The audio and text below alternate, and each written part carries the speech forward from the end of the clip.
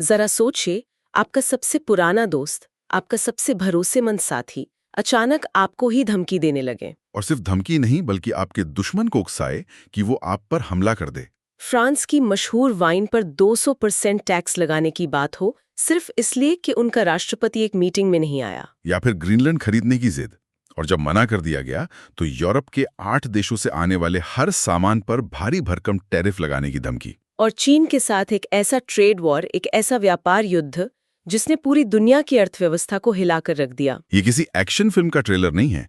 ये 2017 से 2026 के बीच अमेरिकी विदेश नीति की असल कहानी है। नमस्कार और स्वागत है आपका। आज हम एक ऐसे दौर के तह तक चलने वाले हैं जो अंतर्राष्ट्रीय कूटनीति के सारे नियम रातों रात बदल दिए गए। हाँ, हम 2017 से 2026 के बीच अमेरिकी विदेश नीति में आए उस भूचाल को समझने की कोशिश करेंगे।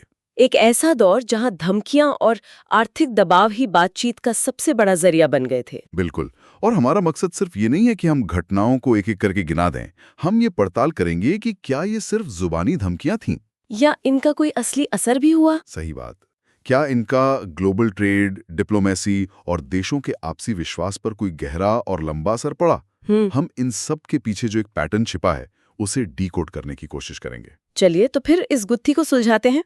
शुरुआत करते हैं नाटो से, जो दशकों से अमेरिका का सबसे पक्का, सबसे मजबूत सैन्य गठबंधन माना जाता रहा है। नाटो। जुलाई 2018 में ब्रसल्स में एक बंद कमरे की मीटिंग हुई थी।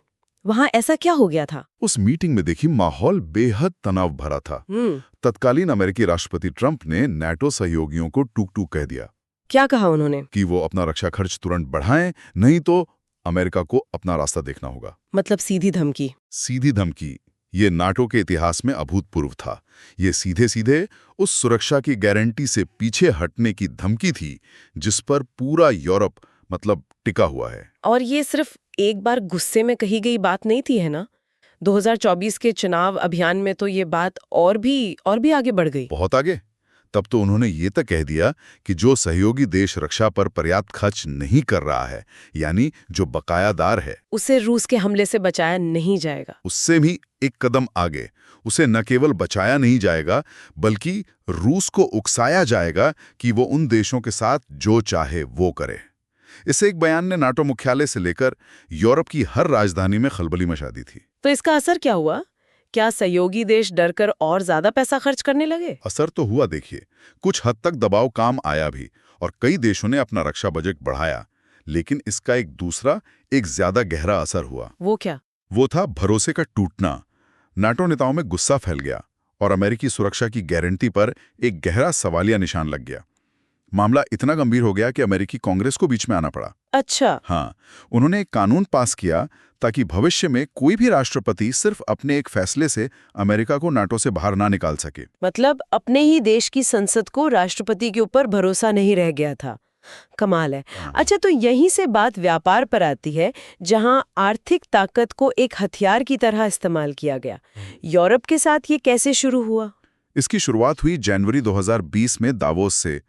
वहां एक बैठक में यूरोपीय कारों पर बहुत ज्यादा टैरिफ लगाने की खुली धमकी दी गई। ये अमेरिका फर्स्ट वाली नीति का हिस्सा था। बिल्कुल, ये उसी का सीधा प्रदर्शन था। और अगर हम इसे बड़ी तस्वीर में देखें तो ये अकेला मामला नहीं था। उसी दौर में फ्रांस के डिजिटल सर्विस टैक्स के जवाब में, हाँ, वो शैंपेन और हैंडबैग वाला मामला। वही फ्रेंच शैंपेन, हैंडबैग, चीज, इन सब पर 100% टैरिफ लगाने की धमकी दी गई। मतलब साफ था, हमारी बात मानो, नहीं तो आर्थिक नुकसान के लिए तैयार रहो। लेकिन इन सब में सबसे अजीब और चौंकाने वाला मामला तो ग्रीनलैंड का था। अगस्त 2019 में अचानक से ग्रीनलैंड को खरीदने का आइडिया सामने आ गया। ये तो किसी पुरानी सदी की बात लगती है। बिल्कुल। और जब डेनमार्क की प्रधानमंत्री ने इसे बेतुका कहकर खारिज कर दिया तो उनकी प्रतिक्रिया को घटिया बताया गया और डेनमार्क की राजकीय यात्रा ही रद्द कर दी गई। हाँ, लेकिन यहाँ एक गहरी बात समझने की जरूरत है। ये सिर्फ एक अजीब जिद नहीं थी, इसके पीछे आर्कटिक का बढ़ता रणनीतिक महत्व था। अच्छा, वो कैसे? देखिए, बर्फ पिघलने से वहां नए शिपिंग रूट खुल रहे हैं। तेल और गैस जैसे प्राकृतिक संसाधनों की एक नई होड़ शुरू हो गई है। तो ये उस होड़ में सबसे आगे निकलने का एक बहुत ही अपरंपरागत प्रयास था। और ये कहानी यहीं खत्म नहीं हुई। सुनने में आया कि जनवरी 2026 में ये मुद्दा फिर से उठाया गया और इस बार तो सीधी धमकी दी गई। हाँ, इस बार धमकी बहुत बड़ी थी। कहा गया कि Denmark, Norway, Sweden, France, Germany समेत 8 यूरोपीय देशों से आने वाले सभी सामानों पर 10 से 25% तक का टैरिफ लगा दिया जाएगा। और शर्त क्या थी? शर्त ये थी कि ये तब तक जारी रहेगा जब तक अमेरिका को ग्रीनलैंड खरीदने की इजाजत नहीं दी जाती। यूरोपीय अधिकारियों ने तो इसे सरेआम ब्लैकमेल कहा। और बाजारों पर इसका क्या असर हुआ होगा? असर तत्काल और भयानक था। इस एक धमकी से दुनिया भर के शेयर बाजारों में भारी गिरावट आई। अमेरिका और यूरोप के बीच एक बड़े व्यापार युद्ध का संकट खड़ा हो गया। ये दिखाता है कि कैसे एक बयान पूरी वैश्विक अर्थव्यवस्था में सुनामी ला सकता है। यूरोप में तो अपने सबसे पुराने दोस्तों के साथ ये रवैया था, तो जाहिर है जिन देशों को अमेरिका अपना प्रतिद्वंदी मानता है उनके साथ तो अंदाजा और भी सख्त रहा होगा। निश्चित रूप से। जनवरी 2020 को याद कीजिए, जब ईरानी जनरल कासिम सुलेमानी की हत्या के बाद ईरान और अमेरिका के बीच तनाव एकदम चरम पर था। हाँ, तब एक ट्वीट आया जिसने पूरी दुनिया को सख्ती में डाल दिया। हाँ, मुझे याद है, जिसमें 52 ईरानी ठिकानों पर हमले की बात कही गई थी। बिल्कुल। और उसमें यह भी कहा गया था कि इन 52 ठिकानों में ईरान के वो सांस्कृतिक स्थल भी शामिल होंगे जो उनकी हजारों साल पुरानी पहचान का हिस्सा हैं। लेकिन ये तो अंतर्राष्ट्रीय कानूनों के खिलाफ है। बिल्कुल। अंतर्राष्ट्रीय कानूनों के तहत सांस्कृतिक स्थलों पर हमला एक युद्ध अपराध माना जाता है।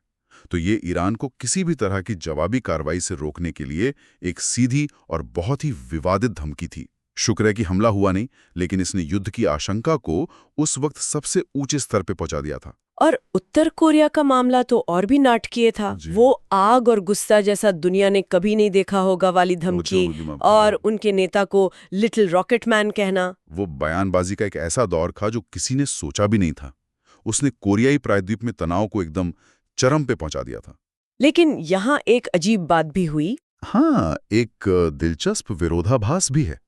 इसी चरम दबाव और अपमानजनक भाषा के इस्तेमाल के बाद ही दोनों नेताओं के बीच सिंगापुर और हनोई में सीधी बातचीत का रास्ता भी खुला। तो ये रणनीति का हिस्सा था। ये इस रणनीति का एक अजीब पहलू था कि पहले रिश्ते को टूटने के कगार पर ले जाओ और फिर वहीं से बातचीत की एक नई शुरुआत करो। लेकिन क्या उन मुलाकातों का कोई ठोस नतीजा निकला, या वो सिर्फ एक ऐतिहासिक फोटो ऑप बनकर रह गई? क्योंकि जमीन पर तो उत्तर कोरिया का न्यूक्लियर प्रोग्राम रुका नहीं। आपका सवाल बिल्कुल सही है।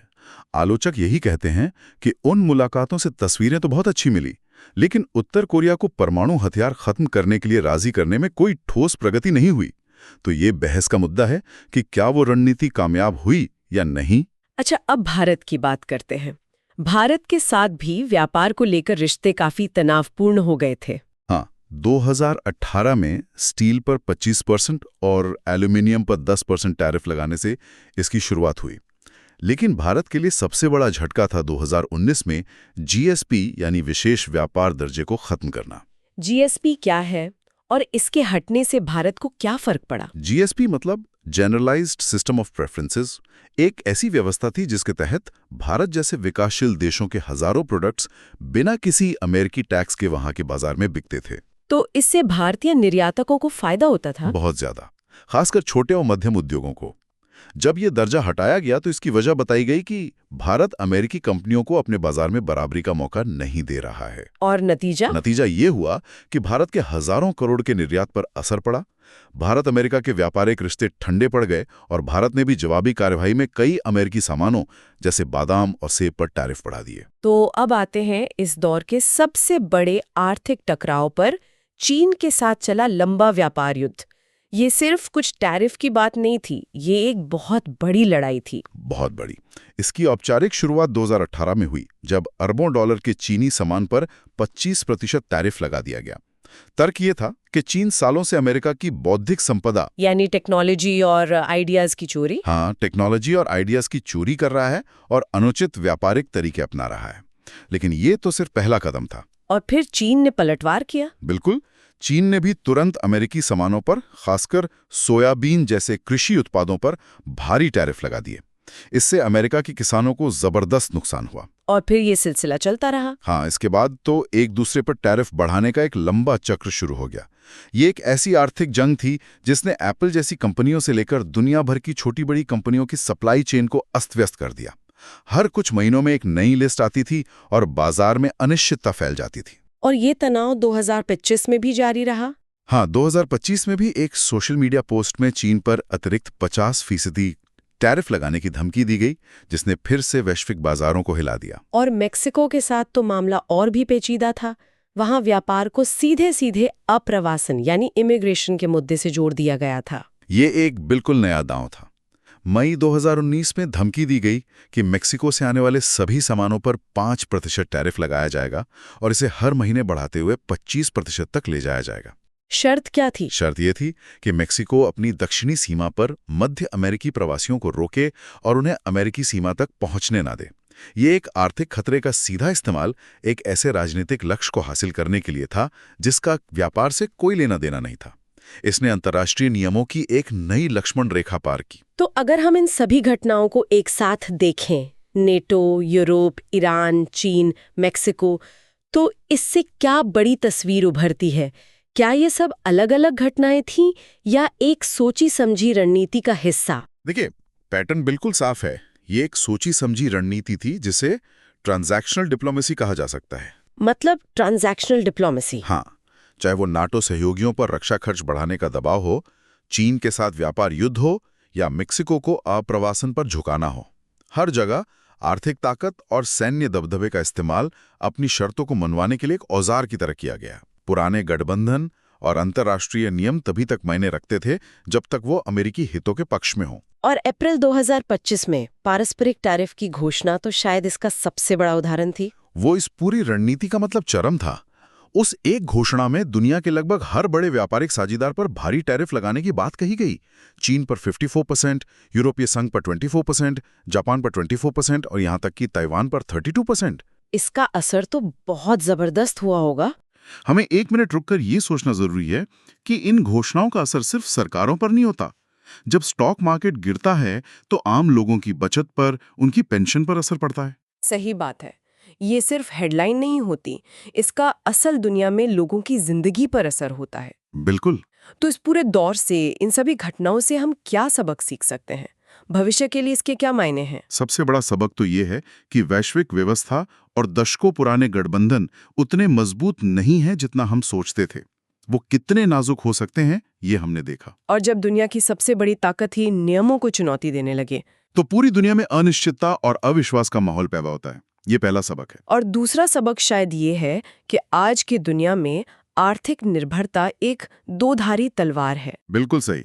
दूसरा सबक यही है कि आर्थिक निर्भरता को एक हथियार के रूप में इस्तेमाल किया जा सकता है, यहां तक कि अपने दोस्तों और सहयोगियों के खिलाफ भी। और इसी अनुभव ने यूरोप और दूसरे देशों को अपनी रणनीतिक स्वायत्ता के बारे में सोचने पर मजबूर कर दिया है ना? हाँ बिल्कुल। वो अब सिर्फ अमेरिका पर निर्भर नहीं रहना चाहते। इसी से जुड़ा यूरोपीय संघ का एंटी कोहेशन इंस्ट्रूमेंट का आइडिया है। ये क्या है? यूरोपीय संघ अब एक ऐसा कानूनी हथियार तैयार कर रहा है जिससे अगर भविष्य में कोई भी देश, चाहे वो अमेरिका हो या चीन, यूरोप पर आर्थिक धौंस जमाने की कोशिश करे तो उस पर तुरंत और प्रभावी ढंग से जवाबी कार्रवाई की जा सके। ये दिखाता है कि दुनिया बदल रही है। तो ये एक बहुत जरूरी सवाल खड़ा करता है कि क्या इस तरह की दबाव और धमकी की राजनीति लंबे समय में किसी देश के लिए वाकई फायदेमंद होती है, या ये उस आपसी भरोसे को ही हमेशा के लिए खत्म कर देती है जिस पर अंतर्राष्ट्रीय संबंध टिके होते हैं? यही सबसे बड़ा सवाल है और इसका जवाब शायद हमें आने वाले सालों में ही मिलेगा। आज की इस पूरी चर्चा के बाद एक सवाल जो मेरे दिमाग में घूम रहा है वो ये है कि जब कूटनीति में धमकी और दबाव इतने आम हो जाए तो क्या सहयोगी और प्रतिद्वंद्वी के बीच की जो रेखा है वो ही धुंधली नहीं हो जाती? इस पर जरूर सोचिएगा। अगर आपको हमारी ये गहरी पड़ताल पसंद आई तो इसे लाइक करें, अपने दोस्तों के साथ शेयर करें और हमें कमेंट्स में बताएं कि आप अगला विश्लेषण किस विषय पर चाहते हैं। और हाँ, हमें फॉलो और सब्सक्राइब करना ना भूलें ताकि आप कोई भी चर्चा मिस ना करें। अगली बार फिर मिलेंगे एक नए और दिलचस्प विषय के साथ।